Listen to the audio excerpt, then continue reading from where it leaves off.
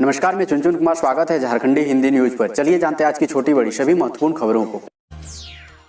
आज की पहली और बड़ी खबर की बात करें तो किसानों के लिए गुड न्यूज। अब 6,000 की जगह मिलेंगे 12,000 रुपए। जानिए कैसे। किसानों के लिए खुशखबरी है। अब किसानों को 6,000 रुपए के स्थान पर डबल यानी 12,000 रुपए मिलेंगे। यदि आप पीएम किसान योजना के लाभार्थी हैं और आपको पिछली किस्त नहीं मिल पाई है तो टेंशन लेने की जरूरत नहीं है। आप आसानी से अपनी रुकी हुई किस्त की राशि पा सकते हैं। केंद्र सरकार प्रधानमंत्री किसान सम्मान निधि योजना के तहत मिलने वाली रकम को दोगुना करने पर विचार कर रही है। खबर है कि पीएम किसान योजना के तहत आने वाले किसानों को अब 2,000 रुपए के स्थान पर 4,000 रुपए की किस्त मिल सकती है। अगर ऐसा होता है तो किसानों को हर साल 6,000 रुपए के स्थान पर 12,000 रुपए तक 3 किस्तों में मिल सकते हैं।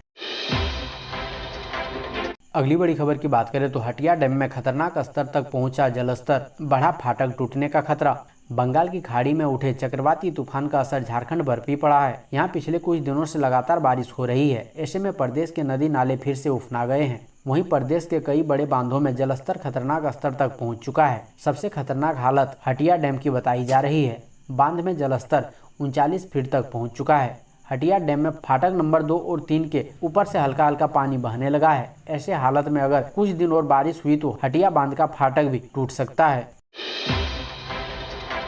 अगली बड़ी खबर की बात करें तो खेत में सब्जी तोड़ने गई चाची के साथ भतीजे ने किया दुष्कर्म, बनाया वीडियो। झारखंड के धनबाद में विवाहिता महिला के साथ दुष्कर्म की घटना सामने आई है। बलियापुर में रिश्ते को शर्मसार करते हुए भतीजे ने चाची से रेप किया। पीड़िता खेत में सब्जी तोड़ने गई थी। इसी दौरान आरोपी वहां पहुंचा और दुष्कर्म को अंजाम दिया। आरोपी का नाम आजाद मोहतो बताया गया है। जानकारी के मुताबिक आरोपी महिला का पीछा करते हुए खेत पहुँच गया, जहाँ पीड़िता के साथ जोर जबरदस्ती कर रेप किया। घटना का वीडियो भी बना लिया गया और वीडियो को वायरल करने की धमकी पीड़िता को दी। पीड़िता ने इस सिलसिले में आरोपी के खिलाफ बलियापुर थाने में लिखित शिकायत दर्ज कराई है। पुलिस मामले की जांच में जुटी हुई है। अगली बड़ी खबर की बात करें तो 1 घंटे तक पढ़ाना होगा। छात्रों ने दिया बढ़िया फीडबैक तो ही बन पाएंगे व्याख्याता। राज्य की पॉलिटेक्निक धनबाद में जल्द ही अंशकालीन व्याख्याताओं की बहाली होगी। उच्च व तकनीकी शिक्षा विभाग की ओर से राज्य की पॉलिटेक्निक धनबाद में व्याख्याताओं के चयन के लिए आवेदन आमंत्रित किया गया है। 9 अक्टूबर शाम 5 बजे तक आहर्ता रखने वाले उम्मीदवार अपना बायोडाटा polytechnic-dhanbad@yahoo.co.in पर ईमेल कर सकते हैं। इसके अलावा स्पीड पोस्ट, रजिस्टर्ड पोस्ट और स्वयं उपस्थित होकर भी आवेदन पत्र जमा करने की सुविधा दी गई है। अगली बड़ी खबर की बात करें तो झारखंड के सीएम हेमंत सोरेन को कोलकाता में ब्रिटिश उप उच्चायुक्त निक लो ने क्यों दी बधाई। कोलकाता में ब्रिटिश उप उच्चायुक्त निक लो ने झारखंड के मुख्यमंत्री हेमंत सोरेन को संबोधित एक पत्र के माध्यम से मरांग गोम के जयपाल सिंह मुंडा परदेशी छात्रवृत्ति योजना को सफलतापूर्वक शुरू करने और आदिवासी समुदायों के छात्रों को विदेश जाने में मदद करने के लिए बधाई दी है। उन्होंने सम्मान समारोह का हिस्सा नहीं बन पाने पर दुख व्यक्त किया। योजना के सफल क्रियान्वयन और ब्रिटेन में उच्च शिक्षा के लिए फर्स्ट बैच को भेजने पर ब्रिटिश उप उच्चायुक्त ने मुख्यमंत्री हेमंत सोरेन को पत्र लिखा है। पत्र के जरिए उन्होंने कहा कि मेरे दिल में खुशी और दुख दोनों का भाव है। खुशी इस बात की है कि झारखंड सरकार ने यूनाइटेड किंगडम में उच्च शिक्षा प्राप्त करने के लिए आदिवासी समुदायों के छात्रों के लिए मरांग गोम के जयपाल सिंह मुंडा परदेशी छात्रवृत्ति योजना शुरू की है। इसके लिए मैं हार्दिक धन्यवाद और बधाई देता हूँ। उन्होंने कहा कि सम्मान समारोह का हिस्सा नहीं बन पाने पर मुझे खेद है। अगली बड़ी खबर की बात करें तो टूटे फूटे क्वार्टर और बदहाल सड़कों से नाराज धनबाद के रेल कर्मचारियों का प्रदर्शन। टूटे फूटे रेलवे आवास और बदहाल कॉलोनियों के विरोध में गुरुवार को रेलवे कर्मचारियों ने जुलूस निकाला। ईस्ट सेंट्रल रेलवे कर्मचारी यूनियन के बैनर तले आयोजित आंदोलन में बड़ी संख्या में रेल कर्मचारी शामिल हुए। जुलूस में शामिल रेल कर्मचारियों ने धनबाद स्टेशन पहुंचकर रेल प्रशासन के खिलाफ जमकर नारेबाजी की। यूनियन नेताओं ने कहा कि रेल आवासों की हालत बेहद जर्जर है। मानसून खत्म होने को है पर अब तक मरम्मत का काम शुरू नहीं हुआ है। इस वजह से कर्मचारी और उनके परिवार को काफी परेशानी झेलनी पड़ रही है। रेल आवास की छत का प्लास्टर टूटकर गिरने से कर्मचारी घायल हो रहे हैं। बावजूद रेलवे का इंजीनियर विभाग खामोश है।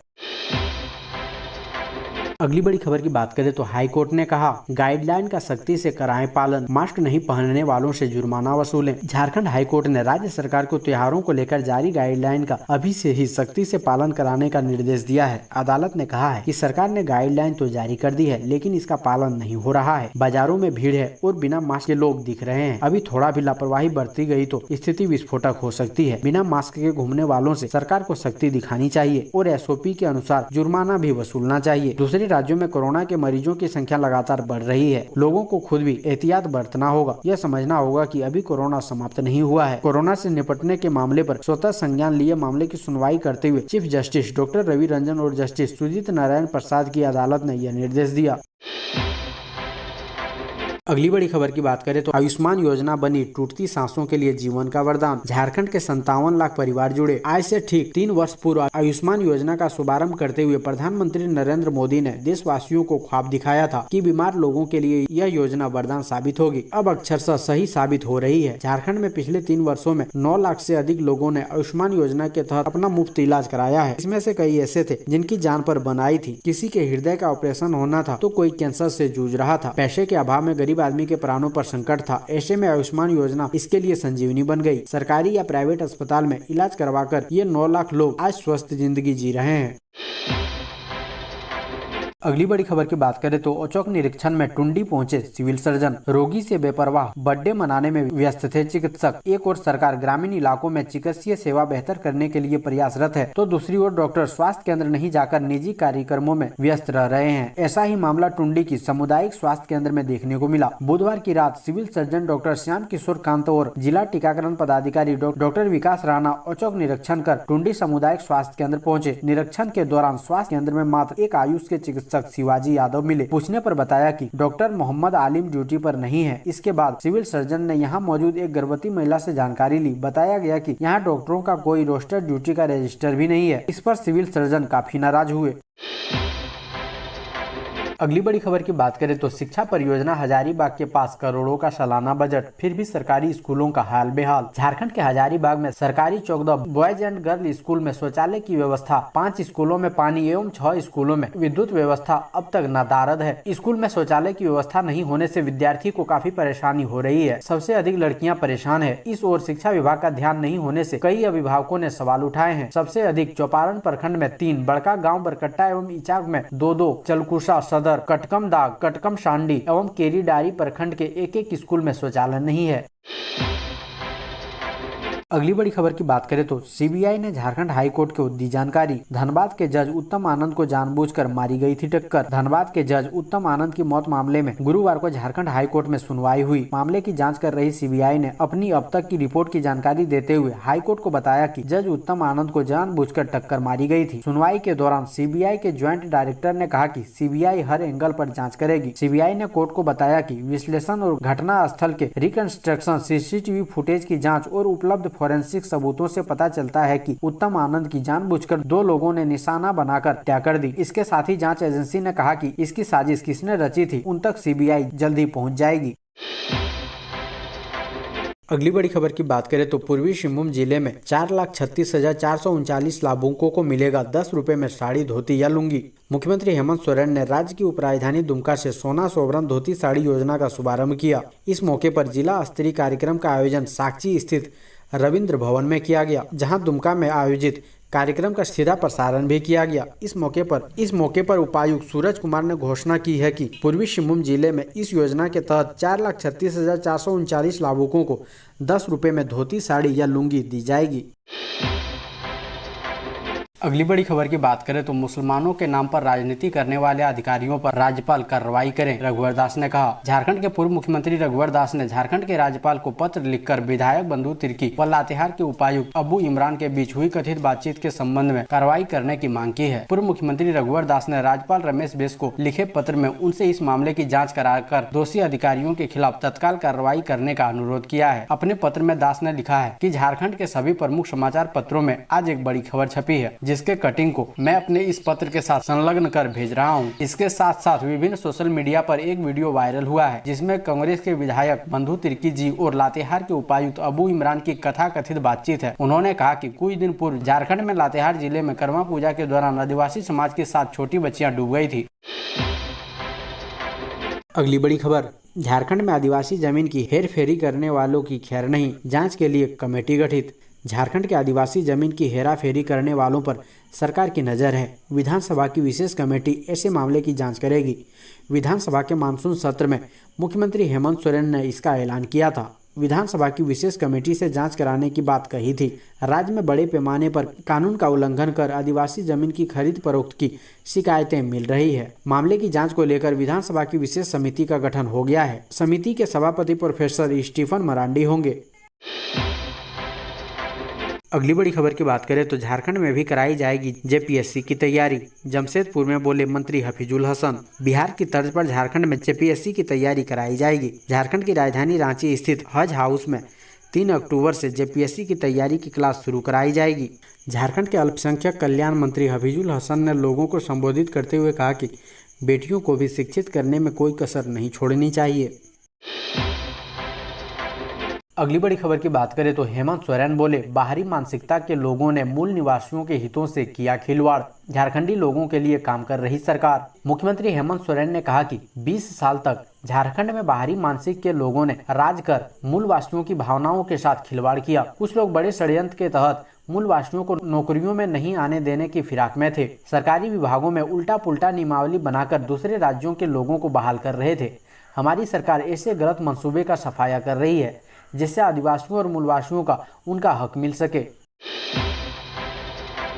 अगली बड़ी खबर की बात करें तो कोयल नदी पर बन रहा रांची रेल मंडल का सबसे लंबा ब्रिज 2024 में पूरा होगा निर्माण।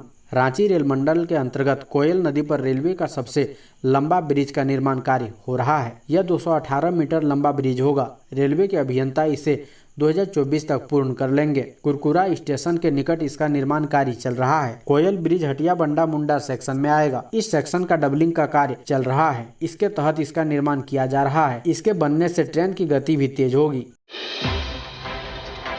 अगली बड़ी खबर की बात करें तो ऑनलाइन ठगी पर लगाम के लिए 1 अक्टूबर से होने जा रहा बड़ा बदलाव। साइबर अपराधियों ने बैंक खाताधारियों के नाक में दम कर रखा है। साइबर अपराधी झांसा देने के रोज रोज नए तरकीब आजमाते रहते हैं। खाताधारी फंस जा रहे हैं और रुपए गायब। ग्राहक बैंक का चक्कर काटते रहते हैं लेकिन रुपए की रिकवरी नहीं हो पाती है। साइबर अपराधियों से बैंक खातों को सुरक्षित बनाने के लिए लगातार कदम उठाए जा रहे हैं। इसी कड़ी में अब बड़ा बदलाव होने जा रहा है। यह बदलाव 1 अक्टूबर से देखने को मिल सकता है। बैंक बगैर पूर्व सूचना के खाते में ऑटो डेबिट नहीं कर पाएंगे। इसके लिए ऑटो डेबिट सिस्टम में बदलाव की तैयारी चल रही है। अक्टूबर की शुरुआत से बैंक बिना एसएमएस भेजे आपका ऑटो डेबिट पेमेंट नहीं कर सकते हैं। 1 अक्टूबर से debit card, credit card, auto payment का नियम बदल जाएगा। अगले महीने से ऑटो डेबिट पेमेंट सिस्टम में बड़ा बदलाव होने जा रहा है। नए महीने के साथ ऑटो पेमेंट का नया सिस्टम लागू होगा।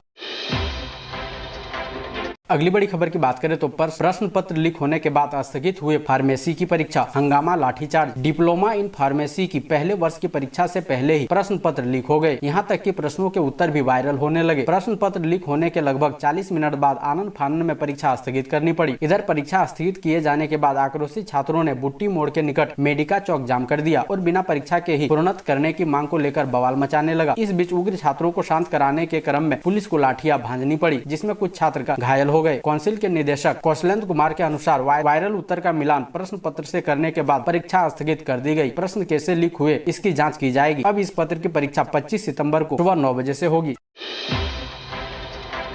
अगली बड़ी खबर की बात करें तो बाजार से गायब हुई गुलाबी करेंसी। बैंकों में भी नहीं मिल रहे 2000 के नोट। काला धन पर चोट के लिए वर्ष 2016 में पीएम नरेंद्र मोदी द्वारा की गई नोटबंदी से काला धन भले ही वापस नहीं आया, लेकिन इस दौर में जारी किए गए 2000 रुपए के गुलाबी नोट बाजार से अब गायब हो गए हैं। चाहे बैंक का काउंटर हो या एटीएम, 2000 के गुलाबी नोट अब विरले ही नजर आते हैं। बैंकों के एटीएम से तो कभी 2000 के नोट निकलते ही नहीं है। यह स्थिति पिछले कई माह से है। बाजार में भी अब लेन देन में 2000 के नोट बहुत कम प्रयोग में दिखते हैं। बताया जाता है कि 2000 के नोट काला धन में परिवर्तित होकर स्टॉक हो गए हैं। जिले के विभिन्न बैंकों के कर्मियों व अधिकारियों ने अनौपचारिक रूप से बताया कि काला धन जमा करने वालों ने 2000 के नोटों को स्टॉक कर लिया है। इस वजह से नोट बाजार से गायब हो गए हैं।